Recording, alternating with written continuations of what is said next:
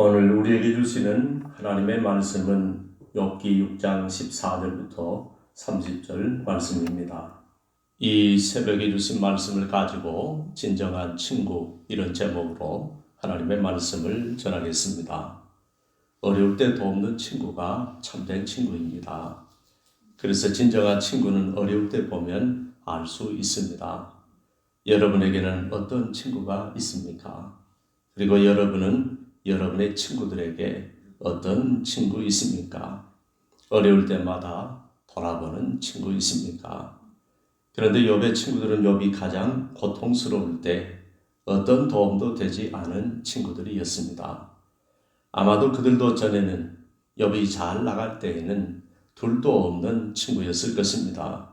친구야, 내가 내 친구여서 너무너무 좋다 하면서 세상에 둘도 없는 친구처럼 지냈을 것입니다.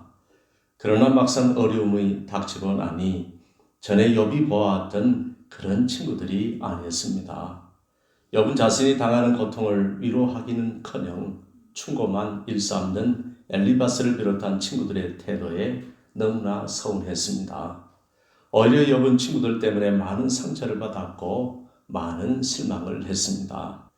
그래서 엘리바스를 비롯한 친구들에게 이렇게 말합니다.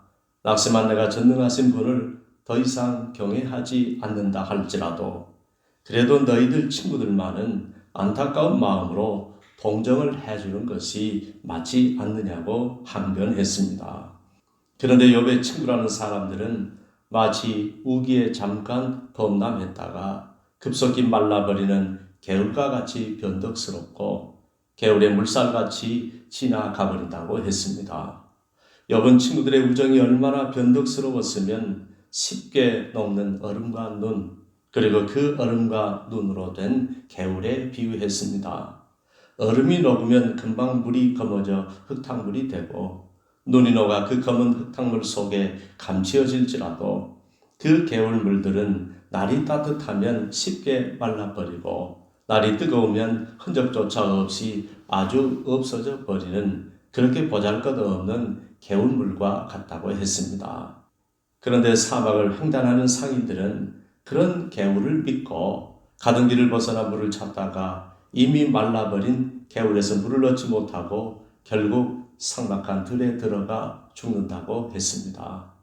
그런데 이걸 모르고 대마의 상인들은 그 개울물들을 사모하고 스바의 행인들도 그 개울물을 사모하다가 다 말라버린 개울을 발견하고는 크게 실망을 하고 낙심을 한다고 했습니다. 이 말은 너희가 바로 개울물 같은 친구들이라는 말입니다.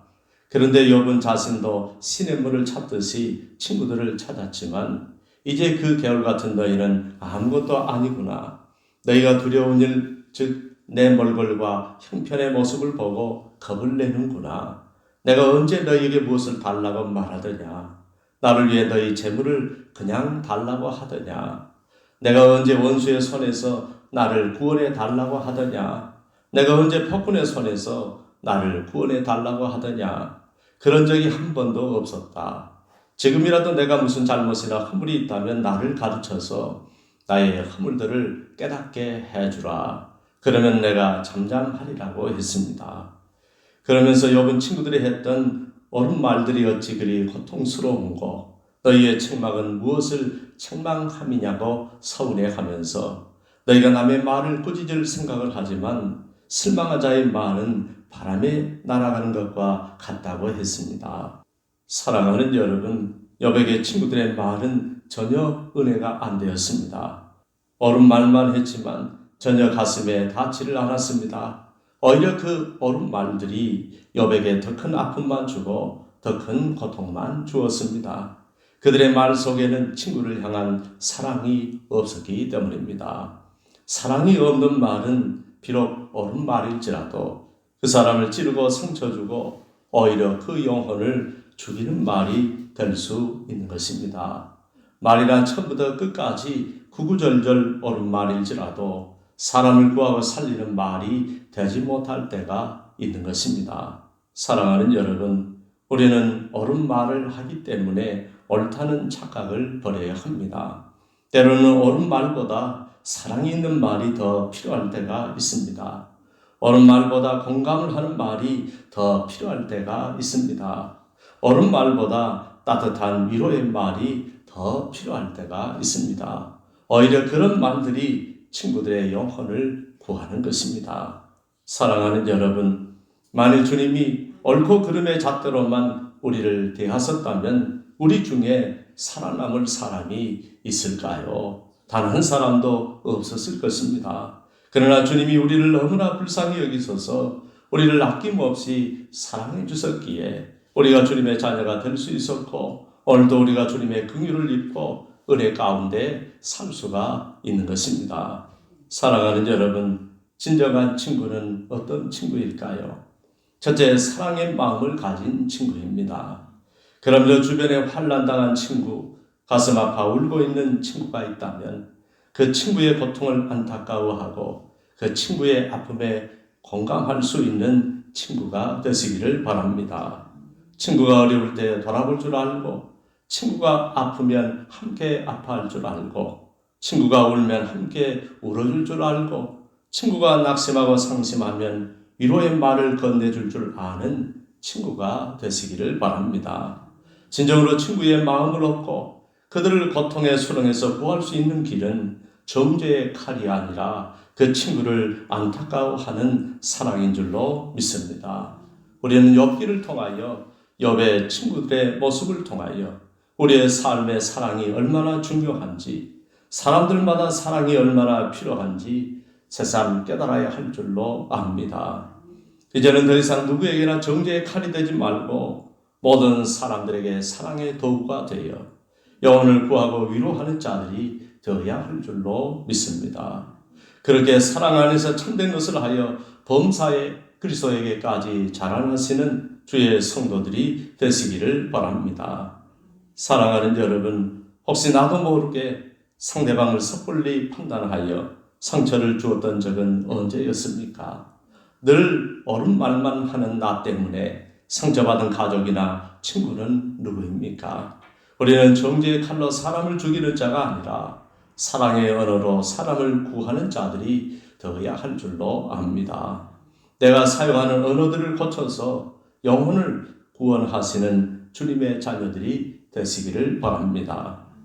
친구들에게 도리어 상처받은 욥은 너무나 속상하고 서운하여 친구들에게 너희는 고아를 제비 뽑아 너희로 넘기는 자들이고 너희는 돈이 된다면 친구도 팔아 넘기는 자들이라고 했습니다. 그러나 욥은 친구들에게 이렇게 부탁합니다. 이제 원하건대 너희는 내게로 얼굴을 돌려보아라.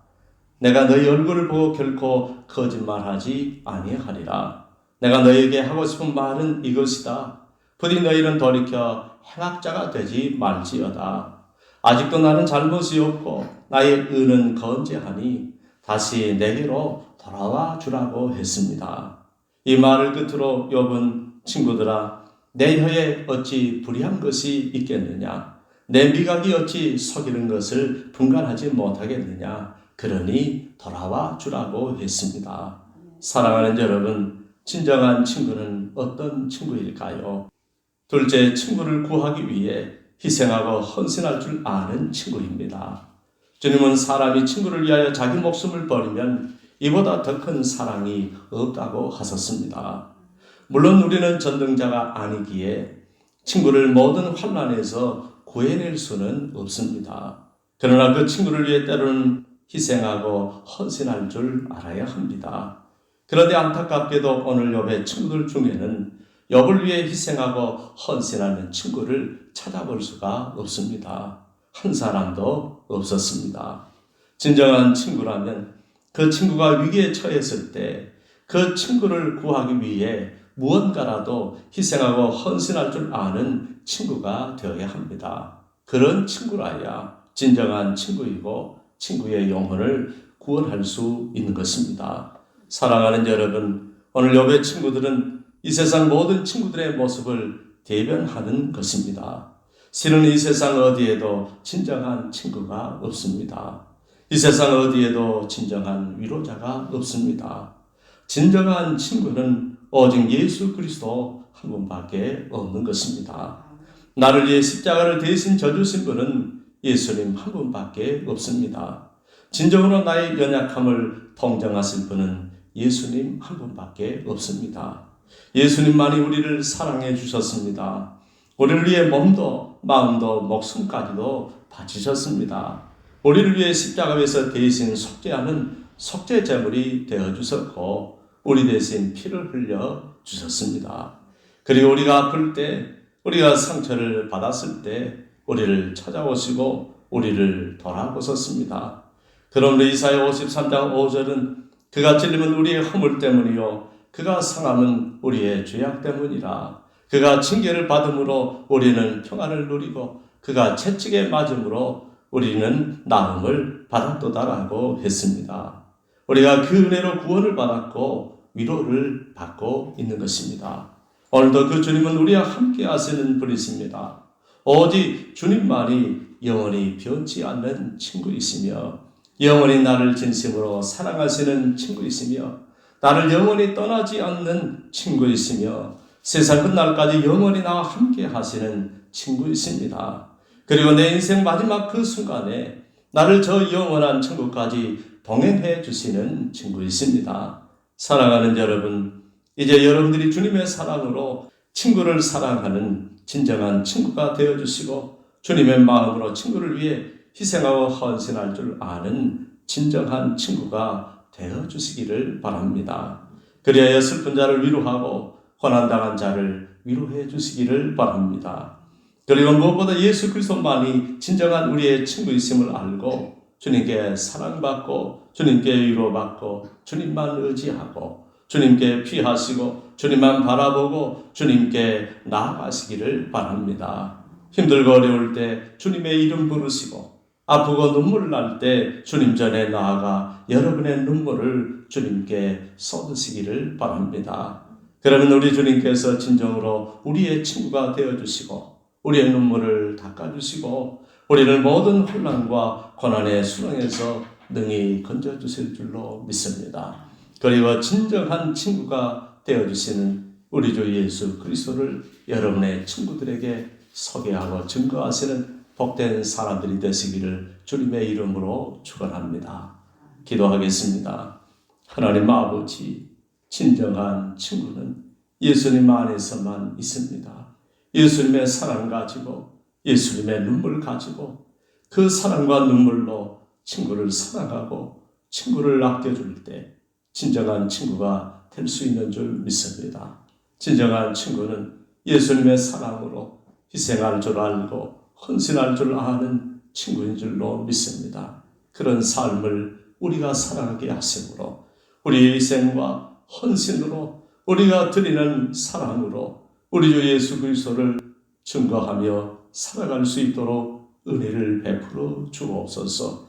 그리고 진정한 친구, 영원한 친구는 우리 주님 예수님밖에 없사오니 그 주님만 우리가 의지하고 신뢰하게 하시고 우리의 친구들에게 주 예수 그리스도만이 인생의 참된 친구가 되어주신다는 사실을 증거하며 그들의 영혼을 주님께로 인도할 수 있는 구원의 길을 걸어가게 하여 주옵소서. 예수님의 이름으로 기도합니다. 아멘.